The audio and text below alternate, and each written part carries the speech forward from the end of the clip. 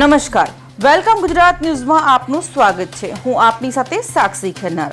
વાત કરી છે વડોદરા શહેરમાં આવેલી વરસાદની આપત્તિમાં। વડોદરા શહેર સામે આવેલ રાત્રિ બજારમાં પાંજરાપોળમાં 250 થી વધુ જેટલી ગાયો પાણીમાં ફસાઈ હતી, જેમાંથી 22 ગૌધન આ કુદરતી આપત્તિના લીલા દુષ્કાળમાં પોતાના જીવ ગુમાવ્યા હતા।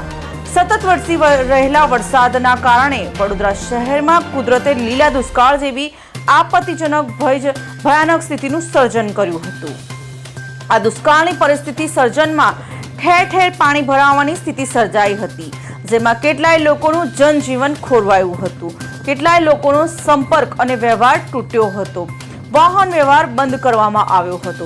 સતત 48 કલાક સુધી વરસતા વરસાદ વરસી રહ્યો હતો, જેના કારણે ઉપરવાસમાં પણ ભયાનક વરસાદ વરસતા વિશ્વામિત્રી નદીમાં અઢળક પાણીનો પ્રવાહ વધ્યો હતો, જેની સાથે આજવા સરોવરમાં પણ પાણીની સપાટી ફૂલ થઈ જતા આજવા સરોવર ડેમના દરવાજા ખોલવામાં આવ્યા હતા।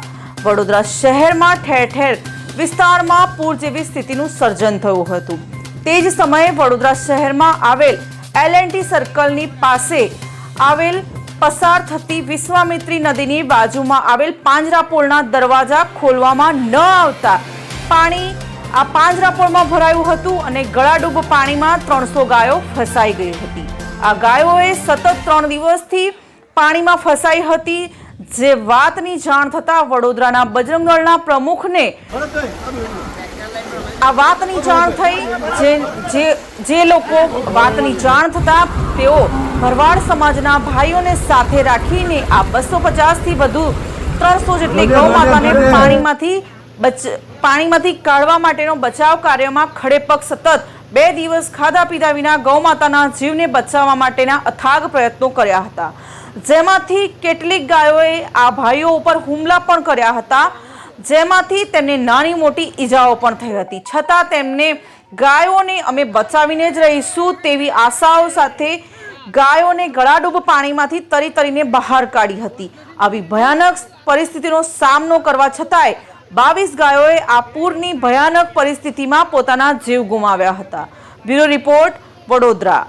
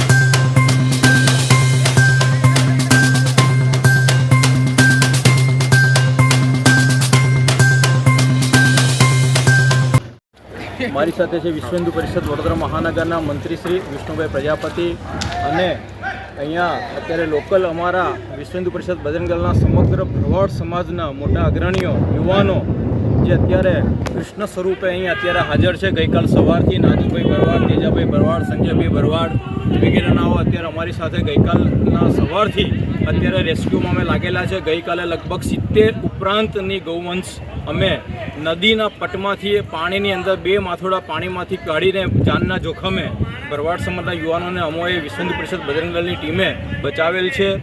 આજે પણ બપોરથી અમે સવારથી અમારું રેસ્ક્યુ ઓપરેશન ચાલુ છે અને પાણીની અંદરથી 2 માથોડા પાણીની અંદરથી આજે ગૌવંશ જીવ બચાવેલ છે। એના અમે ગઈકાલની વડોદરા મ્યુનિસિપલ કોર્પોરેશન અન્ય એજન્સીઓને ઘણા સંપર્ક કર્યા, પણ તેઓ તરફથી કંઈક સંજોગવશાત અમને મદદ મળી શકી નથી, પરંતુ અમારે સ્વયં એ જેસીબી લાવી, ટ્રેક્ટરો લાવી અને પાણીના અંદર છેક સુધી નદીના પટમાં ઉતરીને અમે જાનના જોખમે લગભગ કમસે કમ 2 દિવસમાં થઈને 125 ઉપરાંત ગૌવંશ બચાવેલ છે. દર્શક મિત્રો, આપ જોઈ રહ્યા છો, ખરેખર આ લોકોને ફાયર ટીમની પણ જરૂર છે. એ પણ ફાયરની ટીમ પણ અહીંયા પહોંચી નથી અને આપ જોઈ રહ્યા છો જાતે જાનની જોખમ રાખીને અને ગાય માતાને બચાવી છે. આ બહુ ખરેખર સરાહનીય કામગીરી એમની આજે દેખાઈ રહી છે. ગુજરાત ન્યૂઝપેપરની સ્વતંત્રી આજે હું આવી છું રાત્રી બજારની સામે જે પાંજરાપોળ છે, જ્યાં ગાયો આ સંસ્થા દ્વારા મૂકવામાં આવી હતી. એમાં ગઈકાલે 22 ગાયોનું મોત થયું છે. આપ જોઈ રહ્યા છો કે જે વિશ્વામિત્રી નદી છે એ ફૂલ વહી રહી છે અને દરેક જગ્યાએ ઠેર ઠેર પાણી છે. પાંજરાપોળમાં પણ પાણી આવી ગયું છે અને ગાયોનું મોત થયું છે. એ આપણે વિશેષતાની વાત કરીએ છીએ કે બીએમસીના કર્મચારી કે ધારાસભ્ય કે કોઈ પણ વ્યક્તિ અહીંયા આવ્યા નથી કે એમની દેખભાળ કરવા માટે કે પૂછપરછ માટે કોઈ પણ 22 ગાયોનું મોત થયું છે. આપણે વાત કરીશું. હું તો દિલથી એમનો ધન્યવાદ કરું છું કે જે બજરંગ દળના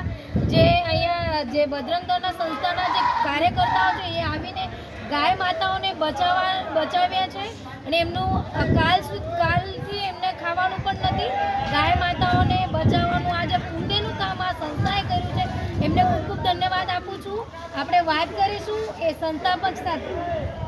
શું કહેશો, ક્યારથી આપણે અહીંયા તમે આવ્યા છો? નમસ્કાર દર્શક મિત્રો, હું છું સુનિતા કોટાર, વેલકમ ગુજરાત ન્યૂઝપેપરની સ્વતંત્રી. હું આવી છું ઈએમઈ સર્કલથી જે વિશ્વામિત્રી નદી છે એ ઓવરફ્લો થઈ રહી છે. આપ જોઈ રહ્યા છો અવર જવરનો રસ્તો છે બંધ કરવામાં આવ્યો છે. આજે આપ જોઈ રહ્યા છો બંધ જ છે. હું વડોદરાવાસીઓને વિનંતી કરું છું કે ઘરથી બહાર ન નીકળે, અવર જવર ના કરે. પાણી આ આપણા પર આપત્તિ છે, કુદરતી આપત્તિ છે. એ આપણે સરકારને સાથ સહકાર આપવો